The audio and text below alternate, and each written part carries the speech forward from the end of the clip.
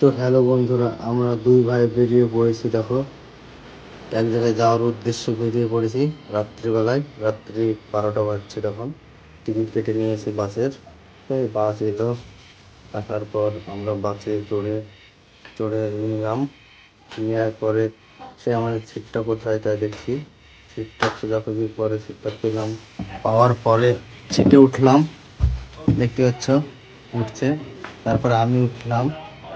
ওঠার পরে আমরা সেই রওনা দিলাম।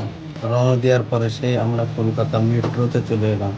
মেট্রোতে কিছুক্ষণ ঘোরাঘুরি করার পরে আমরা তারপরে ঘোরাঘুরির পরে দেখতে পাচ্ছ সেই আমাদের যেখানে যাওয়ার কথা ছিল সেইখানে আমরা পৌঁছে গিয়েছি।